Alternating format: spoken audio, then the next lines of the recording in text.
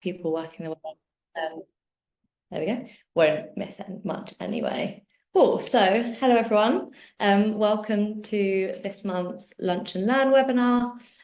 Today we're going to be focusing on employee-generated content. So, looking at what it is, how it works, and how you can empower your team to become advocates for your organization. Oh, where we go? There we go. I was getting ahead of myself.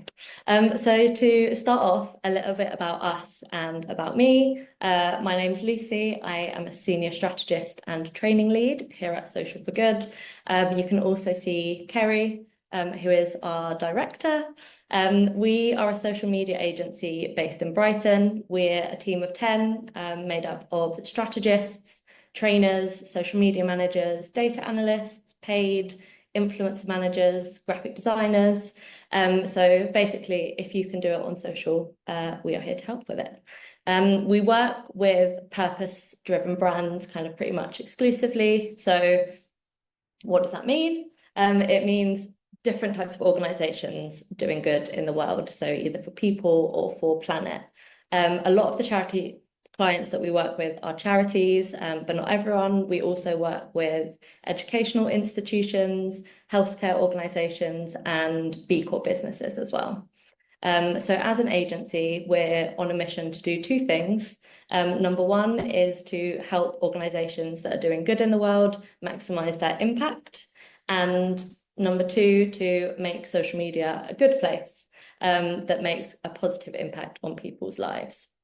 So obviously, state of social in general, recently in particular, might make that seem like it's a bit mission impossible, but we still kind of believe very strongly that social can be a force for good. So that is what we focus on doing. So what will we cover today? We're going to be covering social media's latest buzzword, ECG. We'll look at the role of employee-generated content in building brand trust and engagement. We'll also look at how to identify and encourage employees to become effective advocates for your organization. And then finally, we'll take a look at who is already doing employee-generated content well, giving you some kind of tips and inspiration to implement an employee advocacy program in your own organization. So to kick things off, we're going to start with a question. So what is your understanding of employee-generated content? I'll give you all a minute or so to share your ideas in the Zoom chat. So yeah, let us know what you think employee-generated content is.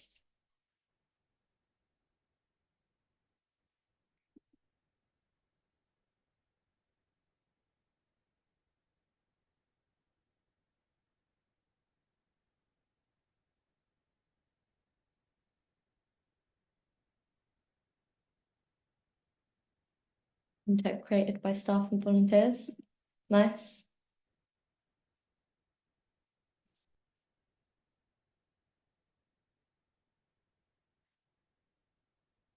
Content with employees at the forefront. Platforms like LinkedIn, yeah.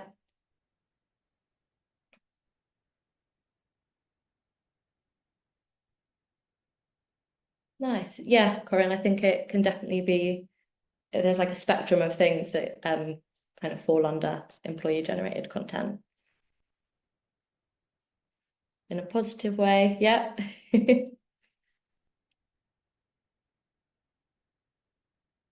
Yeah, I like that, Douglas, coming from someone with, other than someone with comms in their job title. Always a good thing.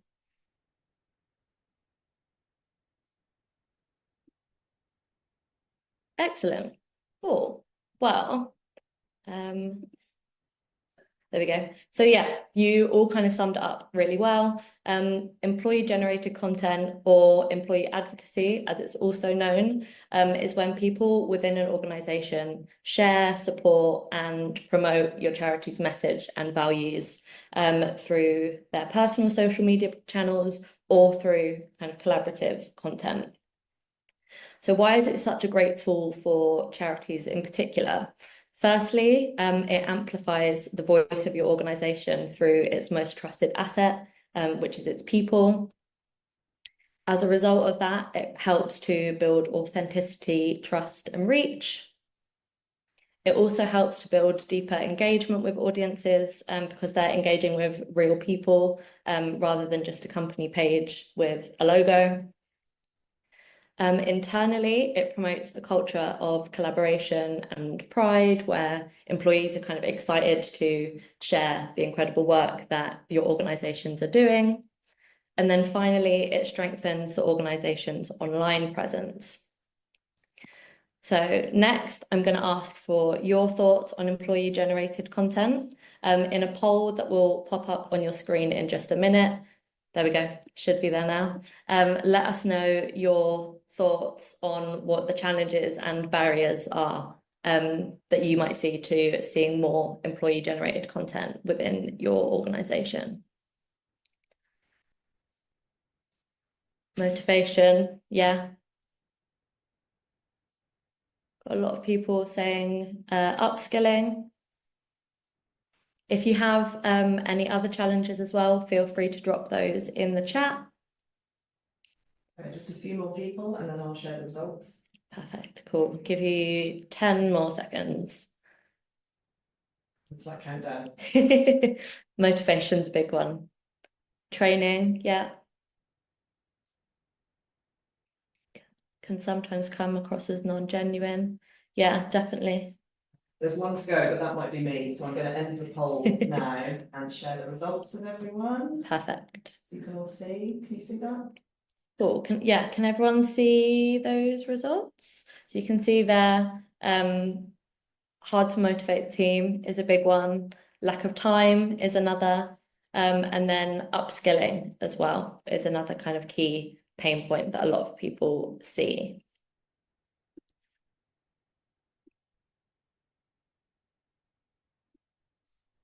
Thank you. Oh, so do your team need kind of a bit of persuading, a bit of kind of understanding of why an employee advocacy program could be useful? So here's some stats for you to kind of help make a case, pitch it to members of the team, to management. First, content shared by employees tends to generate a 2 times higher click-through rate than compared to shares from a company page. And then employee content receives 8 times more engagement in general, so things like comments, likes, shares, than content shared by the company. 86% of employees participating in advocacy programs have reported a positive impact on their careers and their personal development. For every 6 pieces of content shared by an employee, you'll get 3 people will visit your company page, you'll gain 1 follower, and around 6 people will see a job listing as well. So employee generated content is great for amplifying content from your charities page too. 73% of people find content shared by individuals more persuasive. And then finally, companies with socially engaged employees are 58% more likely to attract top talent and 20% more likely to retain them. So employee advocacy and kind of encouraging employee generated content is a really good way to attract talent to use as a recruitment tool. So with all of those benefits, what is stopping people from creating employee generated content? Firstly, employees might be overly reliant on you for content or kind of have loads of questions about what they should or shouldn't be posting, which as a comms team takes up a lot of time that you already don't necessarily have. As a solution to that, your team could create a bank of information. You could create Canva templates, different assets, content ideas, tone of voice guidelines to share with employees so they don't have to come to you directly for kind of every little question. Next, employees might struggle with motivation and not kind of understanding the benefits of employee generated content. So this is where it's really important to highlight what's in it for them, showing the value in terms of networking and personal development, not just the value to the charity as a kind of independent organization. Confidence can also be a major barrier, which I can see a lot of you in the comments in the chat have mentioned. So members of your team might not feel confident adding comments or writing original captions. It might feel really unnatural, especially if they don't necessarily have a comms background. It can feel really uncomfortable talking about yourself online. So as a solution, it's important to provide kind of relevant training on things like content creation, personal branding, and the kind of ins and outs of using specific channels. These will kind of help build confidence, but ahead of providing training, it's important to kind of ask your team what they would like help with, what sort of support they're looking for. And then finally, consistency. Simply put, a lot of people will just forget to post because it's not something they're used to. It's not part of their core responsibilities in their role. So as a solution, kind of implementing a more formal employee advocacy program within the team will help to build your community of advocates, give people motivation from their peers, and fostering more of a community within your charity. So how can you empower your employees, your volunteers, your ambassadors to become advocates for your organization? So rather than just saying to them, we'd really like you to post on LinkedIn once a week about your job, what can you do to actually kind of make it an inviting process and make it feel kind of more comfortable, more natural? The first step before you even start to kind of consider who is going to be your advocates, what they're going to post, is to identify the goals. So as a charity, what do you want to see benefit-wise from implementing an employee advocacy program? Do you want to increase kind of general awareness? Do you want to engage new audiences, drive leads, increase job views, applications, kind of recruitment? By identifying these goals, you'll be able to then kind of narrow down the departments or the groups of people that would be best suited to an employee advocacy program. Next, think about what channels are relevant. As I've seen in the chat, LinkedIn is clearly the most obvious platform. It is a professional networking platform. That's what it's designed for, and will likely be the most suitable for the kind of highest number of charities. But employee and volunteer generated content is also really popular on other channels like TikTok, X, and Blue Sky as well. When you're thinking about those channels, it's important to then always refer back to your goals when you're deciding kind of what channels to focus on and what sectors to kind of explore. Next, what groups could serve as advocates? So think about everybody in your organization. Think about your trustees and board members, volunteers, ambassadors, as well as members of your team.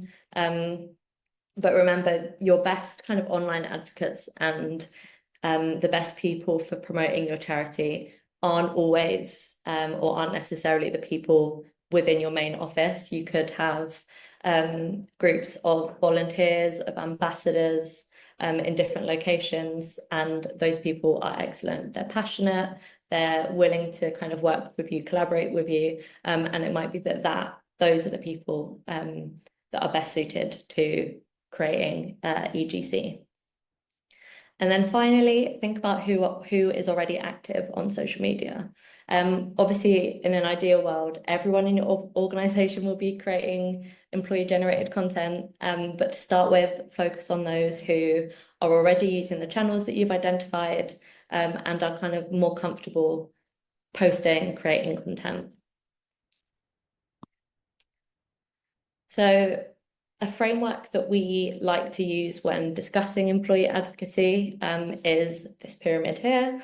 So starting from the bottom, and then as we move higher up the employee advocacy pyramid, we shift from kind of foundational actions that will help optimize your profile, optimize your content, to more strategic tactics that can have a really significant impact.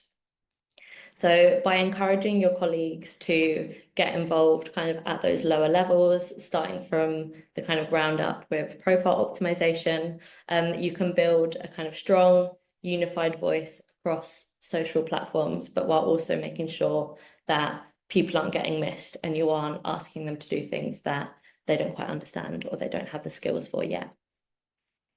So at the bottom of the pyramid is profile optimization. So an optimized profile, particularly on LinkedIn, is connected to the correct company page. It explains a person's role, their experience in their about and work sections, and contains things like professional recommendations and kind of skills and stuff as well. Next is engaging with brand content. So engagement with content from the community page, particularly comments and reposting things with a comment attached. These types of engagement mean that others can see that member of the team's opinions and commentary, which really helps to humanize the organization as well as demonstrating expertise and knowledge as a team. Then in the middle, we have publishing content. So publishing original content, again, particularly on LinkedIn, is where kind of real impact can take place. It's an opportunity for thought leadership and for kind of growing the reputation of both the charity or kind of purpose-driven organization, as well as the individual creating content. Next up is networking. So individuals that kind of represent a brand, particularly within leadership positions, are able to make kind of strong, memorable connections with target audiences and kind of build those relationships online, as well as kind of offline ones from like different types of networking events. So it's great to see LinkedIn in particular, just to see it as an online version of going to a networking event. So once you've kind of got everything in the lower stages of the pyramid sorted, optimized, feeling confident, then you can really start making the most of social media to network within your sector, within other people with similar job roles, etc. And then finally, at the top of the pyramid is initiating action, which is typically the end result that we are looking for as an organization from employee-generated content. So good networking, good content creation, good engagement, everything below this in the pyramid basically can lead to taking things offline to have meetings, discuss collaborations, ways that your organizations or as individuals you can support each other, etc. So it's just kind of a basic framework so that as someone implementing an employee advocacy program or as someone looking to create content for the first time, you don't feel like you need to kind of dive right in straight away and create these amazing pieces of content that are going to get you thousands of connections, and then you're suddenly going to be inundated with meeting requests and collaboration proposals and all this. It's a step-by-step process, and at each stage you kind of will feel more confident, and things will kind of progress naturally. So to review what we've just covered so far, there's kind of three main things that we can do to empower our employees to become advocates online. The first is making sure to demonstrate the value to the individual as well as to the organization. So creating EGC offers increase personal branding and professional reputation. You can build valuable connections. You can find career development and personal development opportunities, increased influence, develop social media skills, obviously, content creation skills, and also find leadership opportunities. The next step is to offer training where needed. So some of the training things you could offer are building and optimizing a strong LinkedIn profile, learning how to create engaging and authentic social media content, personal branding, building profiles on each platform, how to use social media as a networking tool, guidelines for using social media safely and ethically, particularly for those charities that have quite kind of serious topics and safeguarding implications. It's important that your team understand how to kind of protect themselves and the people that they work with. And then finally, implementing a volunteer/ambassadorship program. So working with the people that work alongside you as volunteers, as kind of brand ambassadors, charity ambassadors. And then finally, teams, as kind of comms teams, people implementing these programs, it's really important to provide ongoing support. So that could take the shape of setting up a community group on Teams or on Slack so that other members can check in with each other. People can recommend content ideas, share things that people have seen, kind of congratulate each other, and really make it kind of a community activity rather than just an extra task that someone has to throw together at the end of the day.